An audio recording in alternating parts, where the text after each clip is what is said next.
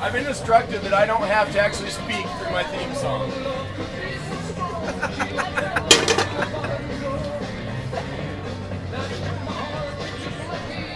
Who can name this band? I can. Name the band. Mr. Kelly can name the band. Name the band. Name the band. It is Plant. It is Led Zeppelin. It's not your average stereotypical Zeppelin tune. Okay? But who can go wrong with Robert Plant trying to sing like Elvis, huh? And Jimmy Page playing electric guitar making it sound like a banjo? Huh?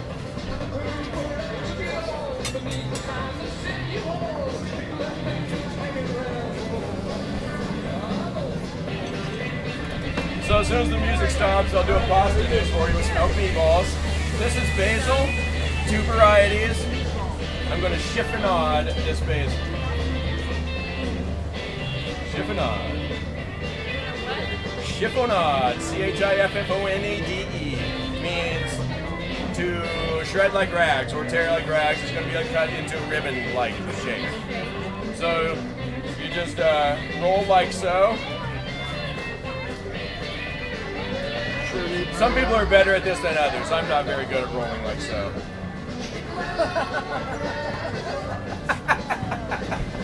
I know what you do in your spare time.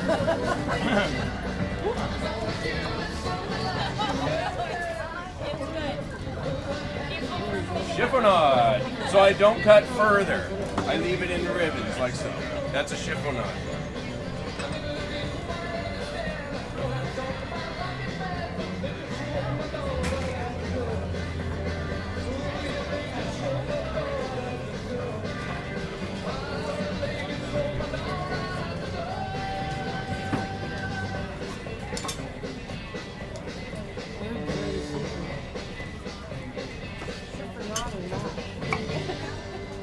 Alright guys, now if that isn't a theme song, I don't know what it is. Alright, so I'm going to talk to you a little bit about, let me first overview what I'm doing. I'm going to do a pasta dish, fettuccine with elk meatballs, okay? Timber Butte Elk Ranch, right over there about 30 steps, they have wonderful elk. And I've used some of their ground elk, I made meatballs, I'm just holding it warm here. I'll let you see in a minute and I'll let you taste in a few minutes, okay? But I'm going to make you stand through some dialogue first. Okay, any objections? No objections, very good. Okay, first of all, let me talk to you a little bit about some of the fresh produce because there's such an abundance now that's ripening. These are cucumbers. Here's an English variety that Powers has. Ira Powers does the bread. He also has some produce. He has some honey also. This is one of his. But Conrad's Produce has some of these cucumbers here, and some of them get bent, and sadly, sometimes people choose the straight ones, maybe to their detriment. Because what you want in a cucumber, you want the ones that has a less developed seed pocket, or seed cavity in the center, okay? These ones, even though they're, you know, larger, maybe you're thinking, okay, I need a little more cucumbers. It's more advantageous to buy 2 smaller ones, okay? So even if they're curled, look for circumference, okay? This is a more desirable choice, in my opinion, than this. These will have more pronounced seeds and a greater likelihood of it being a little more bitter. Now, usually all the varieties of products you'll find here from these growers, they're very conscientious, and they're choosing varieties that are less likely to be bitter. They're really user-friendly, nice product, and I just usually, when I'm slicing a cucumber, I'll give it a taste and then decide if I want to peel it or not. Determined by how tough or thick the skin is and if there's any present bitterness. So, cucumbers 101. Squash. This and this, same plant. Highly desirable, less desirable, okay? Theft prevention device, okay? Right? Edible, okay?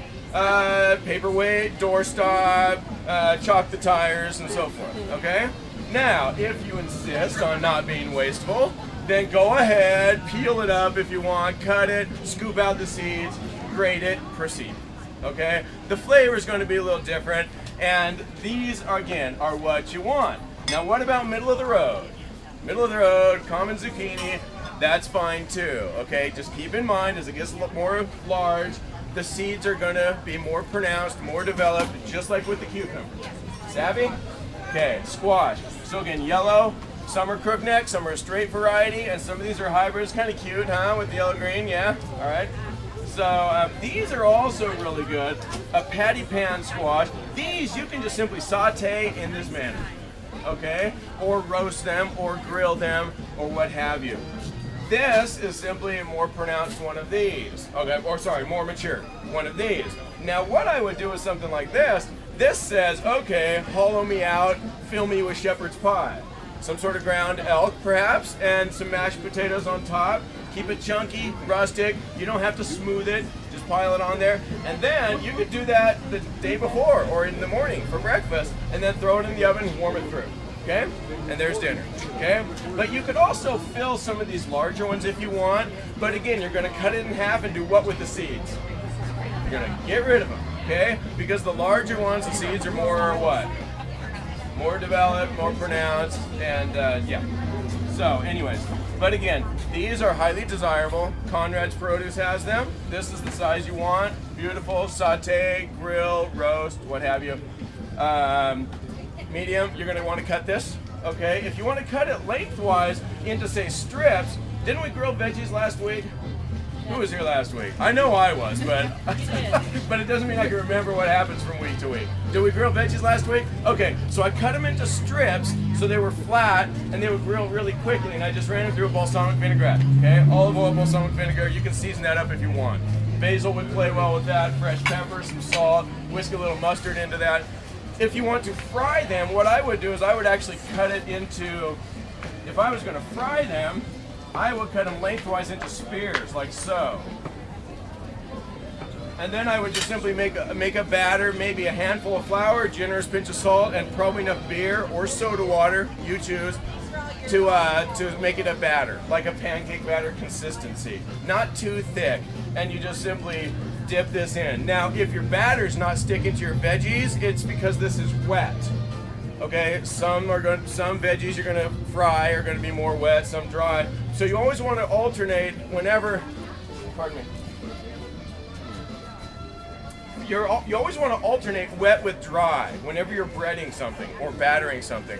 So the fact that this is wet, right after I cut it, dust it with flour, then dip it in the batter. And the batter will then adhere. Okay? So we're covering a lot of different kinds of things. Eventually I'll serve you some fettuccine with some of these veggies and meatballs here, so hang with me. All right, so questions on some of the products that are available here. Be it the cucumbers, the squash, the zucchini. No, you guys are good? How many of you have had the patty pan squash? These are awesome. I love these. And come on, are these adorable or what? Right? Who's gonna go, dang it, what are you serving me? Okay? All right, so why don't we cut a few of these? And again, the meatballs are warm. Ira Powers has a toaster oven, so I just warmed them through. And I shaped them earlier for you with some elk fresh here from Timber Butte Elk Ranch. Diana, say hi. Okay. So after this demo, who are you going to go speak with? Very good. Now you can locate her. She's right over there, about 30 steps. Okay. All right. So what I'm going to do is simply saute some of these veg. I'm going to saute some of these vegetables. And I par-cooked the pasta. In other words, I cooked it most of the way through, okay? It's al dente. It's about 1 minute away from being fully cooked, okay? It's gonna finish right here. So here's your do-ahead tip. If you want to do the bulk of your preparation before dinner, and even though it doesn't take long to cook pasta, but if you want to cook it for 7 minutes or so, pull it out and just let it hang out there, and then saute veggies. We're going to reintroduce it. Serve it with meatballs. Cool? Any questions? No? Well, you are a good group, aren't you? Now, how soon is it going to be ready? Gee whiz! It just comes up for a taste. I get no respect here. Rightfully so, probably. I just had to do that. Now I'm not going to let you leave. You stay put. Thank you. This is a chef's knife, okay? It's an 8-inch cook's knife, okay? I have 6-inch chef's knife, 8-inch, 10-inch. I want to get a 12-inch chef's knife, but not that I'll use it very often. That's just for shock value. Yeah, you might. And in case I need to chase someone away and I don't have an overdeveloped squash hanging around, okay? And you want to get yourself a good cutting board and use the chef's knife properly. Don't get a little paring knife out and say, well, I'm only cutting 2 zucchini or 1 onion, okay? Use the knife for the job, right? How many of you have a decent chef's knife? Okay, this is Wusthof, spelled Wusthof. It's a nice hunk of German steel, Okay, and the Shun is an excellent brand also. I don't have mine with me here, but this is the most common shaped chef's knife and size that I use. Okay, there's other types like Santoku, it's more an Asian style, sort of like a miniature cleaver. You'll sometimes see the beveled edges, the ground indentations run into the knives on the Santoku, and those are good too. I know a lot of chefs and good cooks that do use the Santoku. Personally, I don't own one. I have nothing against them because what's most important is what's most comfortable in your hand, what you're most comfortable using. But when using the chef's knife, oh, by the way, the Santoku with the beveled edges reduces that drag and eliminates that if that's an issue to you. For me, I've always sort of dealt with it, okay? So I'm not overly concerned. Keep your fingertips curled back and like so, cut some veggies. All right. So how many of you have gardens? How many of you grow some of your own produce? Very good. What do you grow? What kind of things do you grow? Zucchini. Zucchini? Yeah. And how many plants? I usually limit my production to one plant. So, what do you grow? We grow tomatoes and cucumbers and squashes. Nice. Now, do we have a savvy gardener and culinarian here? Very good. Nice. Nice, nice, nice. Okay. What else? Who else have you growing something? What are you growing? I do basil You do basil? in a flower pot. Fresh basil and tomatoes, always that is my motivation usually to get a garden. Laura, what are you growing? Berries. Berries, nice. What kind of berries? Raspberries, blueberries. My mom's trying to grow huckleberries, which is not turning out too well, Okay. but just about everything. All right, very good. So tell me why you come to the market. I'm genuinely curious. What you like about the market? Fresh vegetables. Fresh veggies? Irish stuff. I'm sorry? Iris stuff, very good. Some bread, some honey, very good. All right. There's a lot of wonderful produce suppliers now.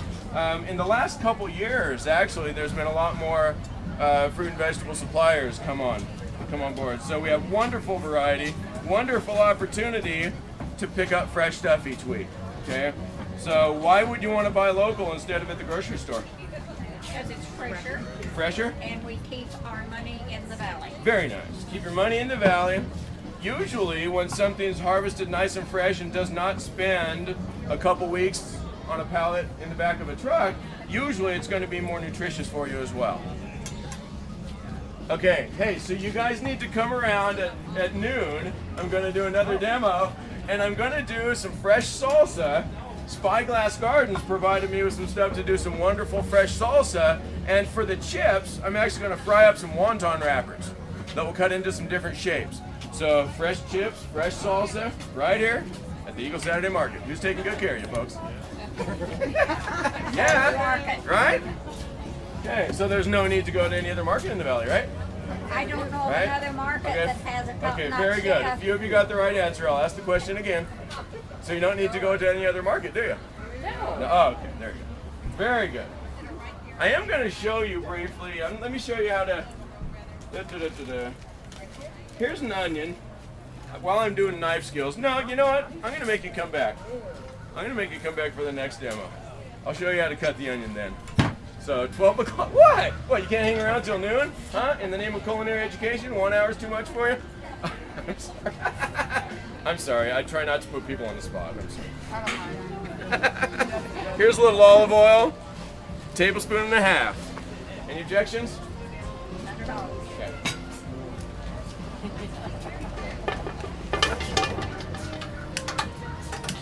All right, let's get some heat. There we go. So yeah, I'll show you more on knife skills and cutting of stuff, dicing, slicing stuff at noon. Okay. And I'm gonna fry it. I'm then gonna fry up those chips for you. Okay. So what do I have here? I have fettuccine. Did I cook it all the way? Why?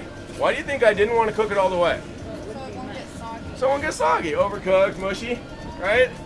And it's going to finish in the pan. Now I did reserve a little bit of that cooking water in case I wanted to loosen this up a little bit. And I'm not doing a sauce per se, but it's going to be nice and loose and moist and certainly not dry.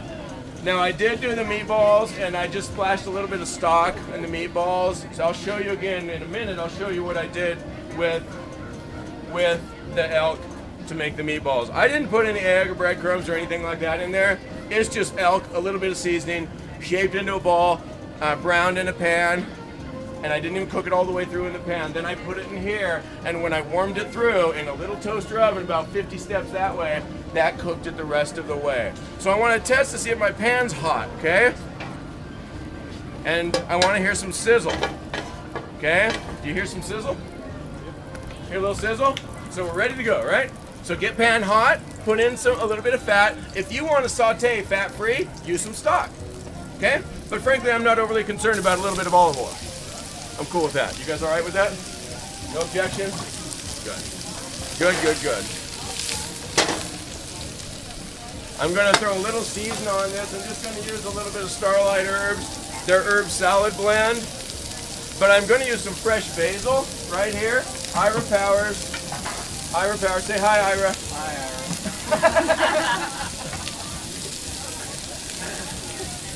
We got ourselves a wise guy over here. Conrad's Produce has some baby new russets here. Beautiful. Wonderful. Just cook them in a little bit of water, maybe cut them in half, hit them in a hot pan, a little dab of butter. Huh? Can we talk? Is this good? Yeah. Yum. Yum, yum. So here we have our squash.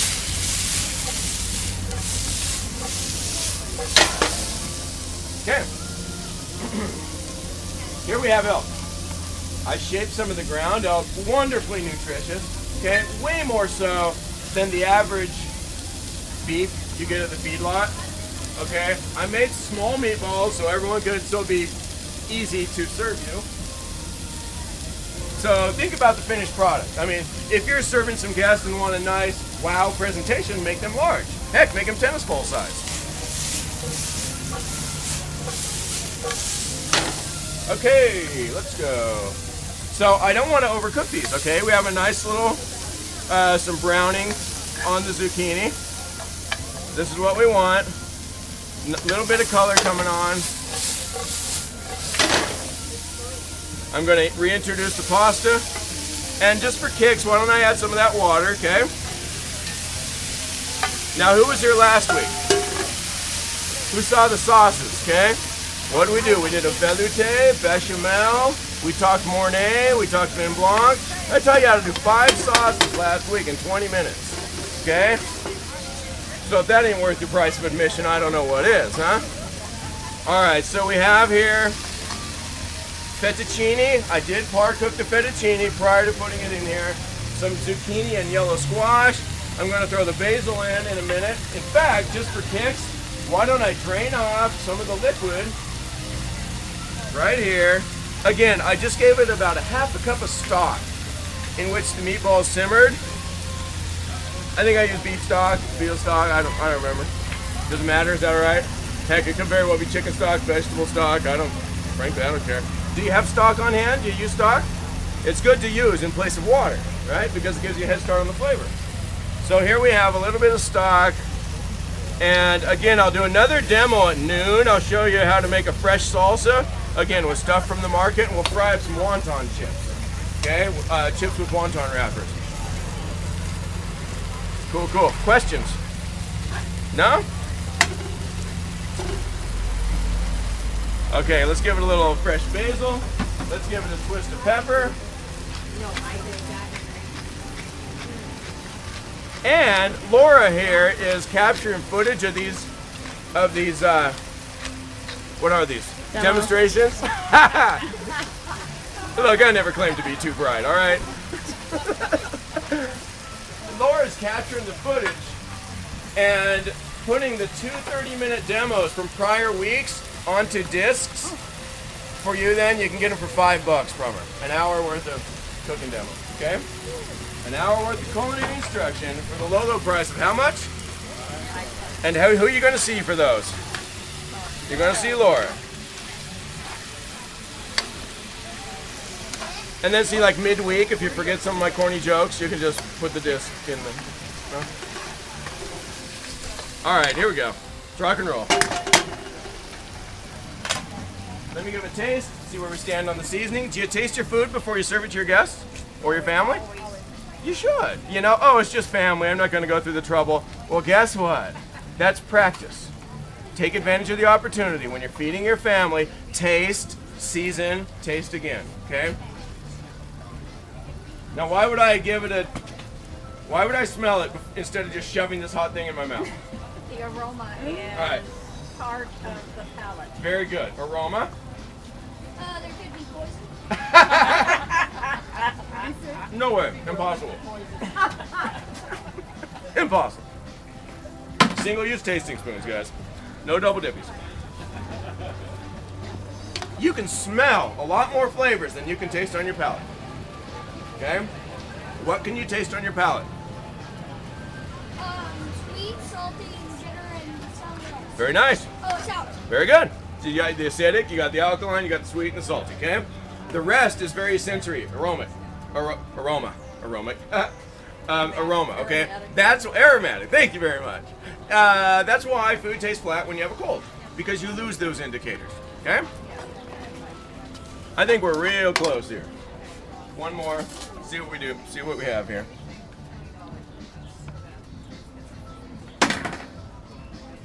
Oh man.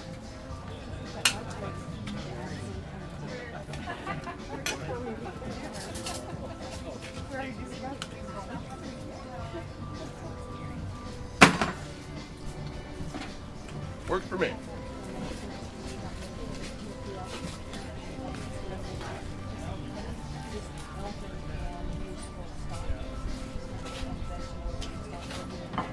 When doing pasta, spaghetti, fettuccine, linguine, give it a twist as you release it. See how it holds together?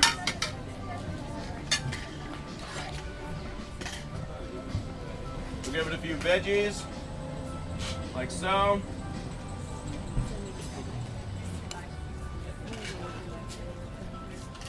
We'll throw some meatballs onto the plate. Being symmetrical here, just for kicks.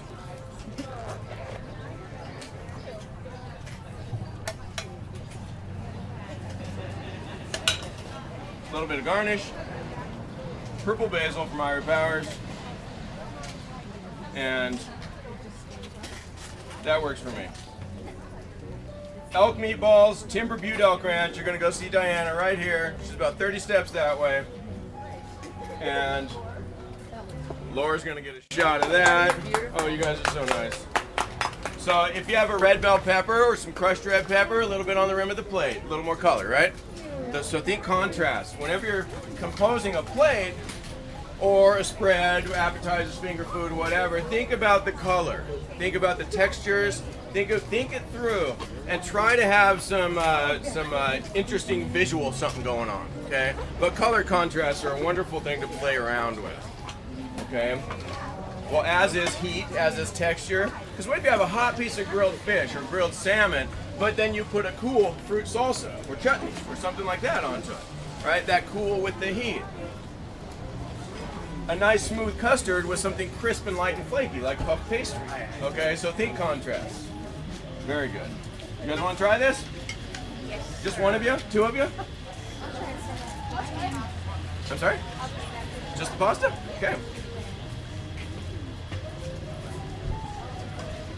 All right. There you go. And let me get. Do you want to take some to your grandparents? Or Wardell? Dean. Remember this, should be out in about 5 minutes. Okay, check it out. Okay, do, yes. All right, guys, hang around because the musician, it's your birthday. We need to sing happy birthday. All right, you guys, okay? So don't go far, okay? Come on, I'm buying your loyalty here, right? I'm going to give you a taste. Yeah, work with me here. It's just the pasta and veg? Very good. There you go. Running out of pasta, Cordell. What's that? Running out of pasta. Running out of pasta? I should have cooked more pasta. Tell you what, though, we're going to go start tasting these elk meatballs, right, guys? Very good. There you go. You lost Oh my gosh. Oh. You know, that's an excellent question. A lot of times people just, in the name of economy, want to stretch the meatball with breadcrumbs, and then you add a splash of milk for moisture, but then you need an egg to then hold it together. Why? Because you thinned it with with breadcrumbs, okay? So if you want to stretch it, you're certainly welcome to. The egg, the proteins in the egg actually hold it together once you start adding a bunch of other stuff. This, I just wanted to go straight, straight out, and just to show you that they hold together on their own. Very simple. It's just the yolk seasoned. So, give you the nice indicator of what it is right on its own. I'm gonna go like that.